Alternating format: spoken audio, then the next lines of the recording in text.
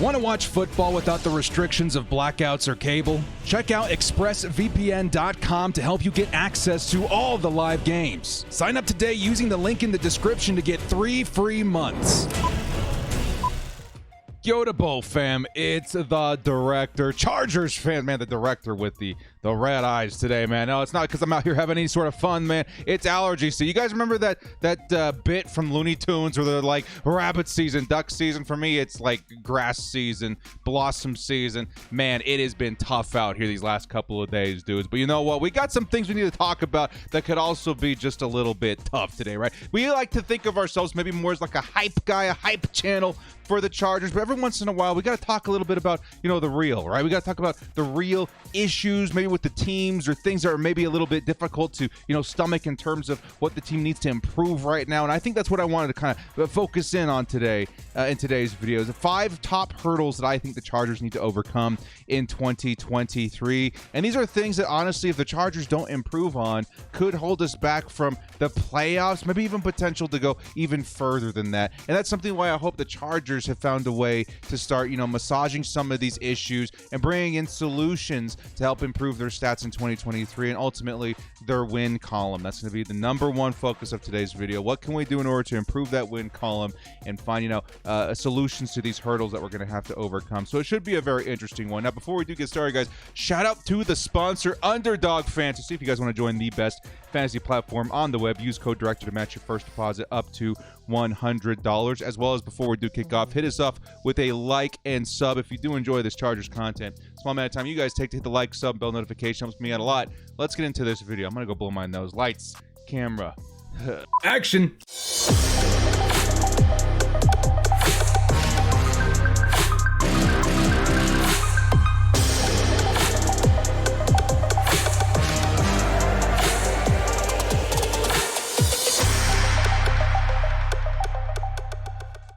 My top 5 hurdles the Chargers need to overcome in 2023. If anybody's got a number for like Claritin or whatever, we're looking for new sponsors. All right, I would love to see a Claritin added to that resume there. All right, let's get things started here, man. The 5 things that I think the Chargers are going to have to overcome in 2023 in order to find the most in their success. And again, I think the Chargers, when you take a look at the roster, right, you take a look at the coaching, you take a look at some of the things that they've built over the past couple of years, we'll say in the Justin Herbert era, right?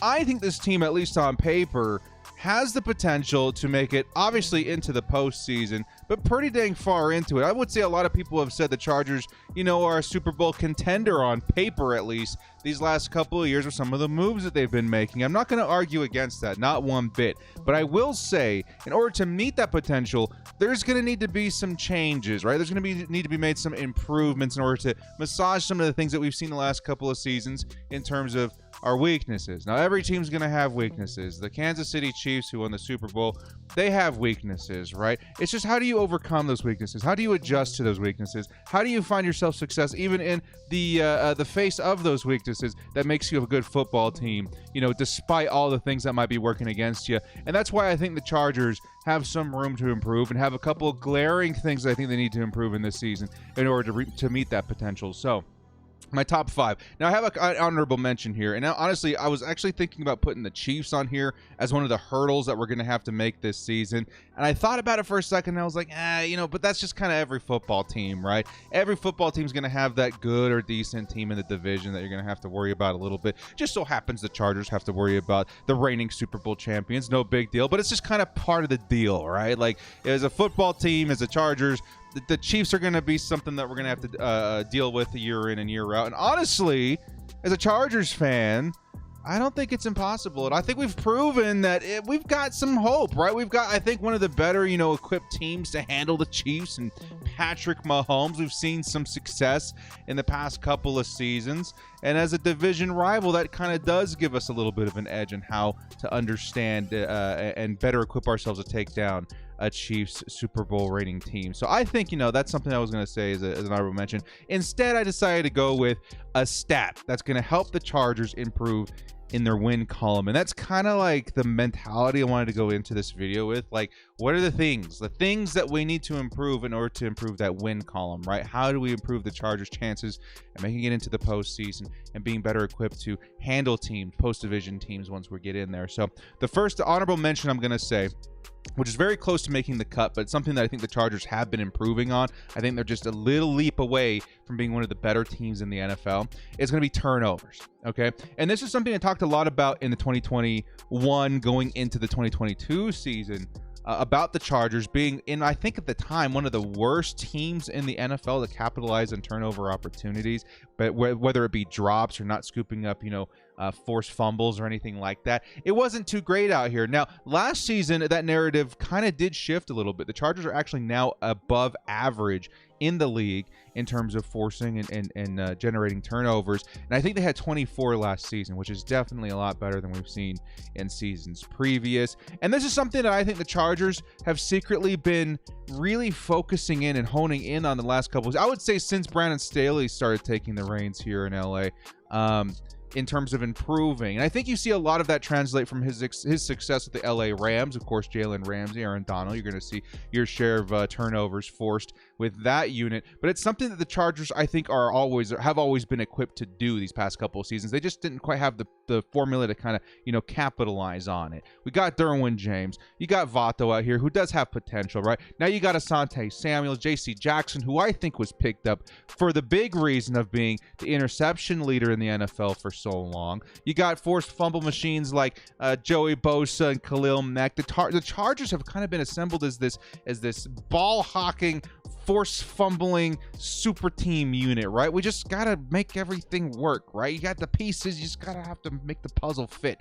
And I feel like the Chargers are like a season away from making that happen. And again, when you take a look at the pieces that have been assembled specifically, I see a couple of different things working for the Chargers. For one, the DBs I feel have been, hand selected by Brandon Staley to bring that ball hawking ability, even down to some of the guys in the depth, right? A little bit lower on the depth chart for the Chargers. The one thing that they're going to have is maybe that speed and the ability to track and turn over the football. Not that one, director.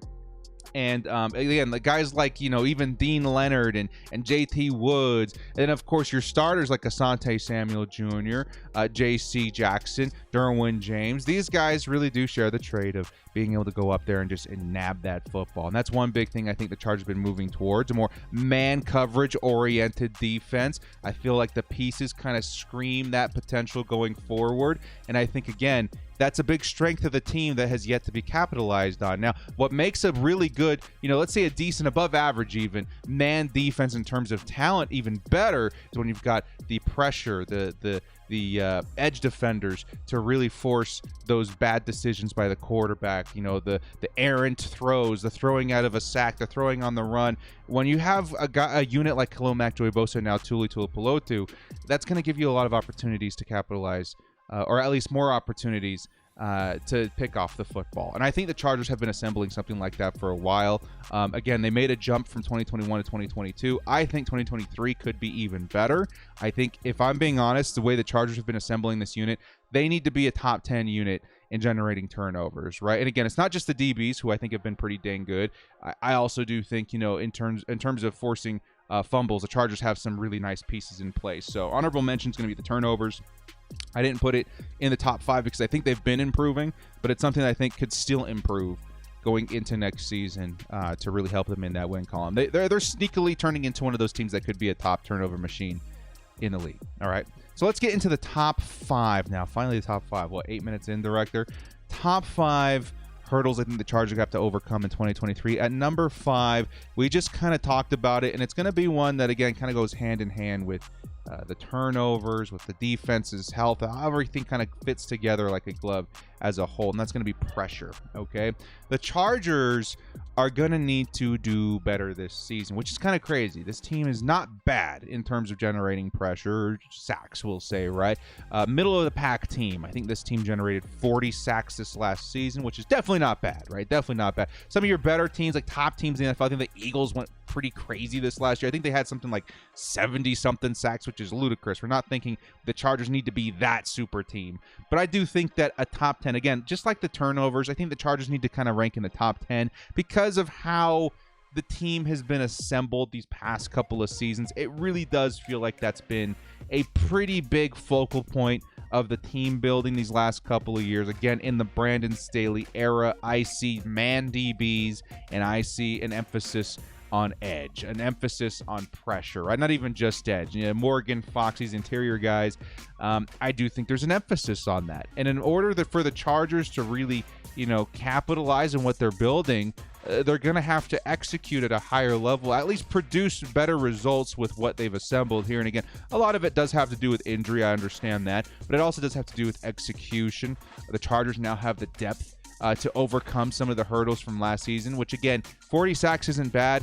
I need to see this team somewhere in the 50s for me to feel good about the potential of what they have in terms of star power at that position. Joey Bosa, Khalil Mack, that's disgusting, right? And those are just two individuals, right? We also got guys rotating in now. Even last season with Kyle Van Noy, Chris Rump, those guys have potential. And then you got the interior guys like Morgan Fox. I think Sebastian Joseph Day has some potential there too. I need to see this team in and around the 50s, and that's something I think the Chargers do need to improve on this season. Again, 40 is not bad last year, but with what you have on paper, with what you have on the roster, it needs to be a top 10 unit at least, which is going to put you in the mid-40s to around the 50s in terms of sacks, at least from last year. Of course, that can change year in, year out. But again, adding Mack last season, it told me that the Chargers, they want to get to the quarterback. That's a lot of money, right, guys?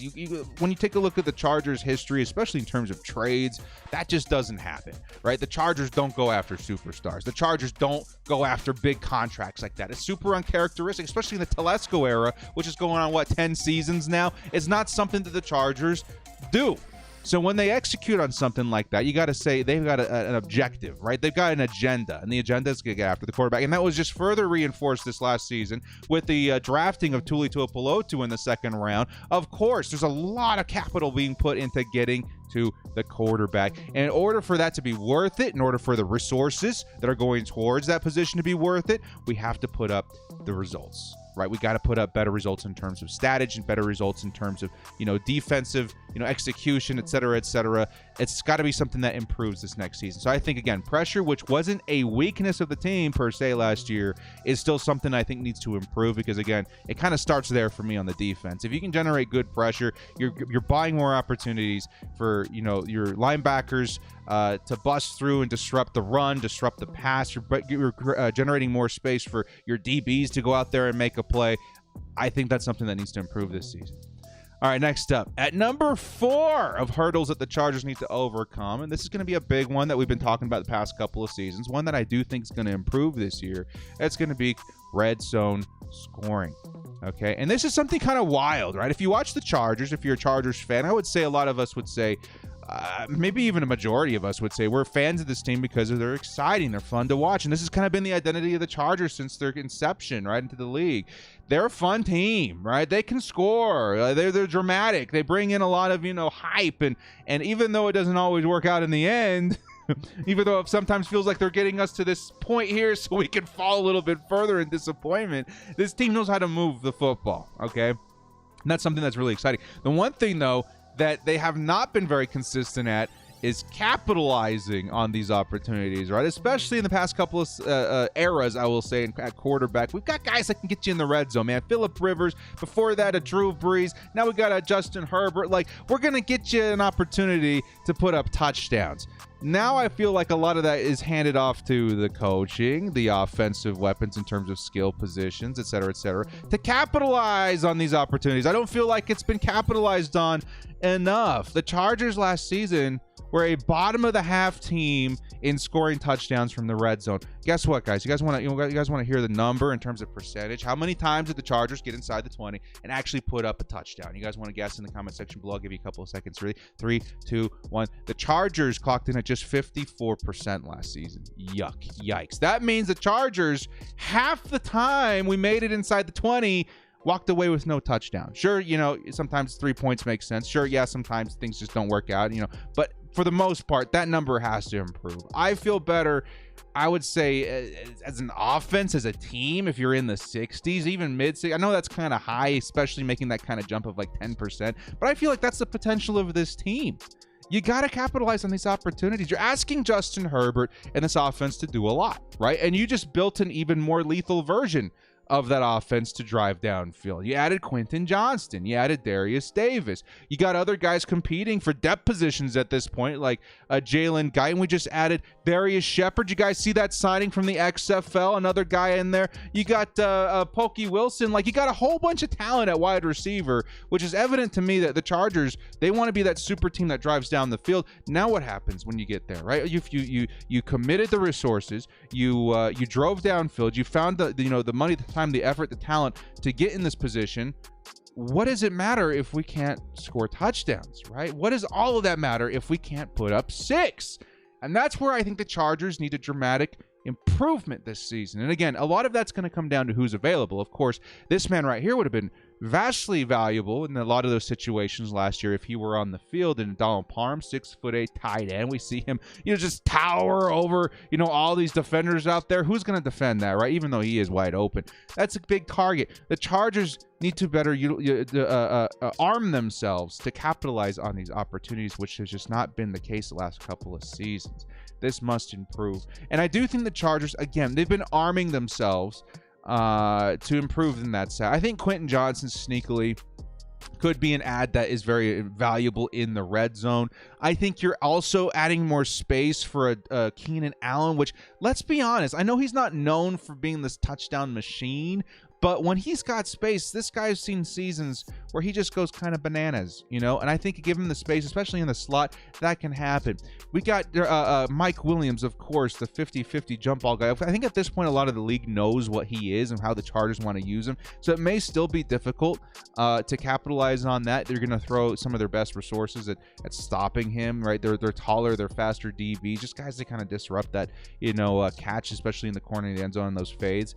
The Chargers got to find a way to do it. And again, there's a segment coming up where I think is the best way to do it. I'm not going to spoil it yet, but they have to find a formula to punch it in. They got to find a formula to capitalize. They got to find a formula to make those 40, 50, 60-yard drives worth it in the end. Because in the end, as exciting as it is to watch this offense operate, as exciting as it is to watch Justin Herbert go to work, what does it matter if we're not putting up 6? At least 60, 70% of the time, somewhere in there, right? I think the Chargers need to improve that pretty dramatically. That's going to be a big hurdle for them, all right? And number 3, how long are we going to spend on this topic? Because I think this is pretty self-explanatory. At this point, I think a lot of Chargers, every Chargers fan knows this. I think a majority of us understand this. At number 3, the Chargers' biggest hurdle to overcome is going to be coaching. This is something that could dramatically help the Chargers in their win column. Am I wrong? I am not wrong. Questionable decisions at this point, right? We're going to year 3 of the Brandon Staley hire. Questionable decisions are kind of expected at this point, right? And this is something that a lot of us were kind of excited to try, right? We haven't really had a coach that was ballsy enough to go for it on 4th down consistently. We're moving into this new era of stat tracking and next gen, et cetera, in terms of football, looking at the game from an analytical point of view. That's exactly what Brandon Staley was offering, but it's kind of a double-edged sword at this point, right? Do we go for it on 4th down? Do we not go for it on 4th down? Some of these questionable decisions in terms of, being aggressive on defense. There's a lot of things that go forward in terms of kind of describing Brandon Staley and his identity as a coach. And if I'm being honest, guys, again, there's days that I'm really upset with some of the decisions. But for the most part, I'm pretty happy with Brandon Staley. I think it's a fun way to run a football team. And I do think it offers a nice, boost in your chance, at least, to succeed from looking at the game at that point of view. You just have to be consistent with it, right? And I think when it comes to chasing analytics, what is analytics? Analytics is data, and all data does, the only way data helps you is trial and error, right? You got to put forward, some of the best numbers and hope it works out. And when that doesn't, you take the negative numbers and you learn from them and you apply it to your next decision, et cetera, et cetera. That's all analytics is, right? Is trial and error. It's seeing what works and what doesn't. And I think that takes time to perfect. And I think that's kind of the same thing that we're witnessing here with Brandon Staley. That being the case, though, and that being said, it doesn't mean I don't have my gripes with Brandon Staley. There are fourth down decisions that I think were boneheaded, head scratchers, things that I think that could and should and probably did cost us football games. There are things in terms, I think my biggest gripe with Brandon Staley at this point has been personnel decisions.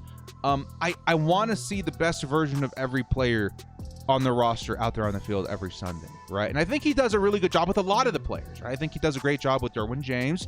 I think there's very few coaches in the NFL that would be able to use a weapon like that on defense effectively. I think he does a good job with the pieces that he has on pass rushers. I think he does actually a pretty decent job with his linebackers as well, sometimes, outside of the Kenneth Murray situation there. I think there's a lot of things, but there's also a lot of players I feel like are being vastly underutilized, right? Especially like in the run game. I think there's guys out there that deserve more snaps. I think Isaiah Spiller might, need a little bit more grooming, yes, but let's see, right? We need a different flavor, a different look on third down, different look, attacking the middle of that line. It's not Austin Eckler. Austin Eckler's great. He probably gives you your best opportunity to score and to move the football, but there's some situations where I feel like a Xander Horvath would probably be a little bit more appropriate. There's other situations where, the tight end's getting involved, et cetera, et cetera. There's just a lot of things in terms of personnel that I think could be a little bit better, but hey, I'm just a fan. What do I know?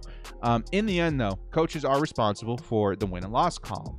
And the Chargers, yes, we improved last season by a game. It's still improving. Given the roster, though, I think it needs to be better. It just needs to be better, and that's where the coaching comes in. And I think, again, Brandon Staley, in my opinion, there's going to be a lot of people just really focusing in on the boneheadedness decisions. Some of the highlights of last year coaching and all of coaching and all of football were Brandon Staley and some of these weird decisions, right? But that being said, he does do some great things. I think the Chargers defense is kind of good. It's kind of good, and I think that Brandon Staley deserves some credit there. Last season, what really held the Chargers back was definitely the offense, and that is something that the Chargers don't have to worry about right now. That era is over. The Joe Lombardi hurdle is gone. It's been tossed in the trash. It's on its way to the dump. Now is the era of Kellen Moore. And that is something that the Chargers are going to notice. Probably the biggest improvement that we're going to see in terms of overcoming hurdles, in figuring out problems, finding solutions, and applying solutions is going to be Kellen Moore this season. There is no more obvious improvement, I promise you guys, that you are going to see in 2023 than the Chargers offense, right? I can almost guarantee it, right? Kellen Moore is going to bring such a different flavor, such a different view, such a different execution, such a different fundamentally solid change to the Chargers offense from what we saw last season, the past several seasons with Joe Lombardi. Joe did some good things, just like Brandon in the defense, right? I think Brandon much better as a defensive coach than Joe was as an offensive coach.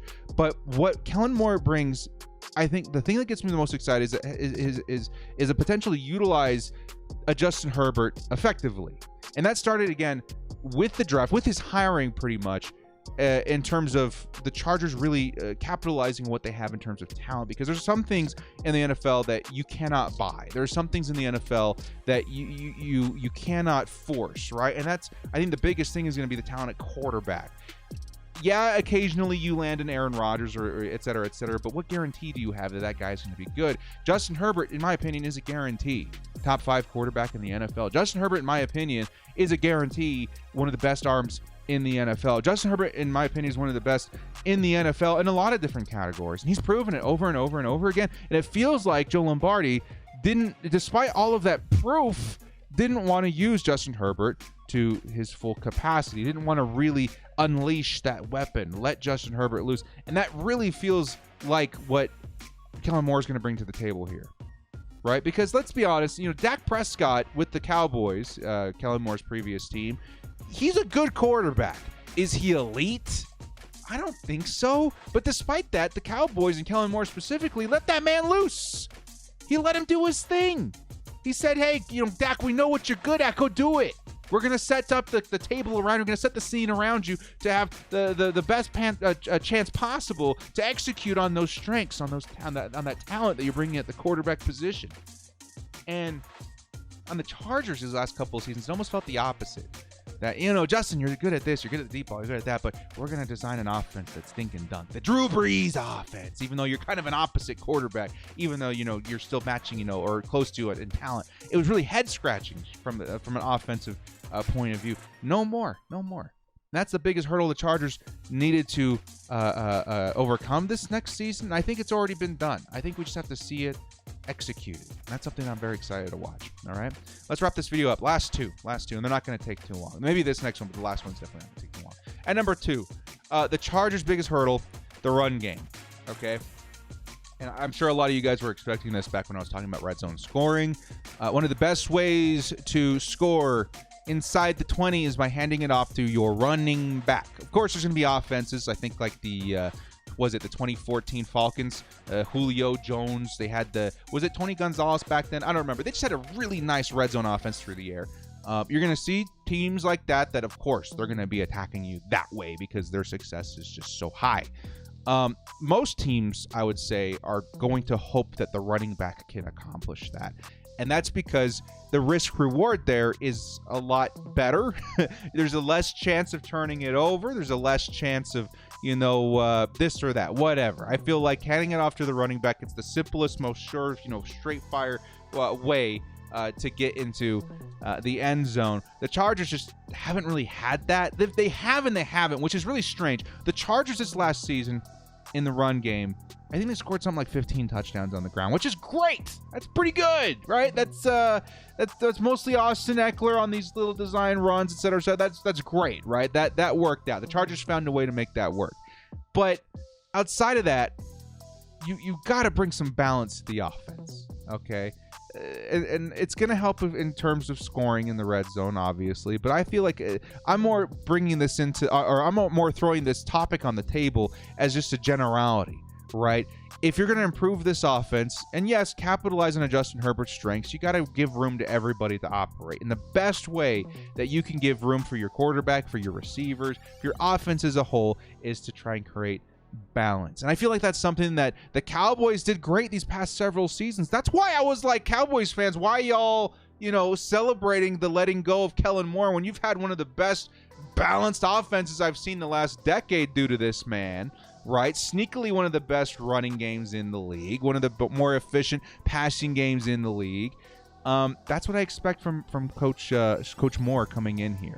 And that's the biggest hurdle the Chargers need to overcome from their identity last season. The Chargers last year, the 3rd worst in rushing yards at just 1,500 last season. Again, that's not good.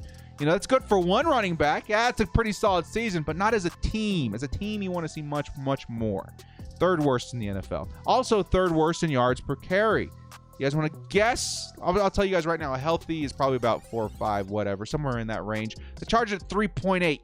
Yikes. Definitely a lot of room to improve. And again, I think that a lot of that has to do with the Chargers' identity as a passing unit. We've got one of the best, if not the best passing, or I should say receiving back in the NFL. The Chargers know what they are, and they're trying to just be that, right? And there's nothing wrong with that.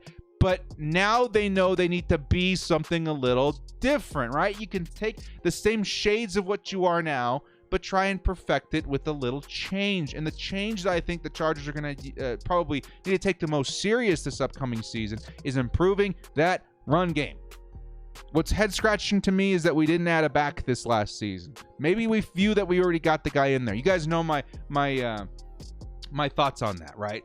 I think the Chargers, they would have been very well to go add a big bruiser kind of dude, maybe from the draft or free agency. It didn't happen. Now that that's the case, I think the Chargers, if they want to have that Ezekiel Elliott to Tony Pollard kind of element on this offense, I think they need to give more opportunities to Xander Horvath in those short yardage situations. Of course, let Eckler do Eckler things, but you're going to have to find that solution in attacking the middle of the line. Because right now the Chargers just don't have that. The line, not really designed to do that. I don't care. In order to have a balanced offense, you need to find a way to attack every part of a defense. And I think that's something the Chargers just haven't had the past several seasons.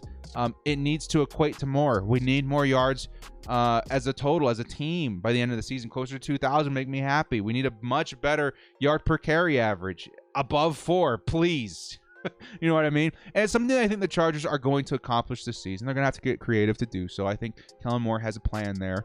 But it is, in my opinion, on offense, the biggest hurdle they're going to have to overcome. And if they can do that, which I believe they can, it's going to bring a balance and a lethal element to this offense that could really push them over the edge, take them to one of the top offenses in the entire league, which is saying something because the Chargers not the best offense last season, but with these improvements behind a masterminded offensive coordinator like Kellen Moore, I think something magical could happen. All right. And lastly, to wrap up this video, not a long segment here, but one that, again, it takes the number one spot for a reason. The number one hurdle the Chargers need to overcome. Can you guys guess it? Now can you guess it based on this photo? It's going to be health. You guys remember a segment last year? It was a little bit that I did where I took the scene from The Incredibles, and I saw, Mr. Incredible like reacting to all of the Chargers who had been injured in the season. There were so many. Just to name a few off the top, man. J.C. Jackson, Keenan, and Mike at various points of the season. Joey Bosa, Rashawn Slater, Austin Johnson, Vato, Guyton, Hopkins, Tito, Parham. Just so much talent not on the field last season.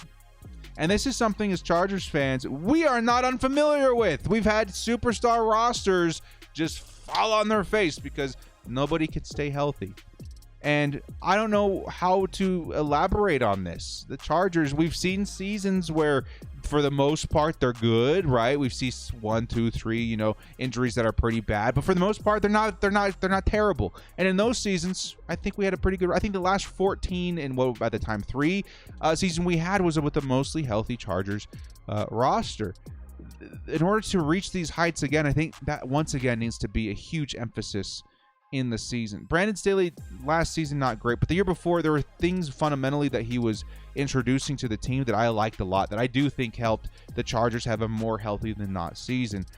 I can't pretend to tell you guys that I know what it takes to keep a team healthy, what it takes to keep an athlete healthy. The only thing I can tell you I know how to do is knock on wood. Hey, let's hope everybody stays on the field this season.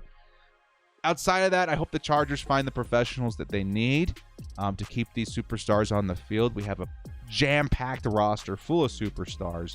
If everybody, for the most part, can stay on the field, what is stopping this team at this point? So the number one hurdle the Chargers need to overcome this season is going to be health. It's going to probably be the number one for every single season going forward. But if they can overcome that hurdle, I think sky's the limit for this team. Most teams in the NFL, you could say that for sure. But I think in particular the Chargers. The Chargers have been that team for so many years, decades, that they just could not live up to their potential because their players just were not on the field. I don't want to see that happen again. So what do you guys think about the 2023 Chargers? Biggest hurdles to overcome again. The hurdles that I have listed out here: health, run game, coaching, which again, it looks like it's on the up and up, red zone scoring, and pressure. A little bit of a nod to turnovers as well. How do you guys feel about the Chargers in 2023? I'm feeling pretty optimistic. You guys let me know if there's any other concerns you have in terms of hurdles that the team's going to have to overcome this season. And also hit us up with a like and sub on your way out if you did enjoy what you saw here. Thank you so much for joining me. This has been The Director. We'll catch you guys next time. And as always, bolt up and stay frosty. Let me be very clear here, though, guys. Even though we have a lot of hurdles, this team, a lot of potential in 2023. A lot of potential.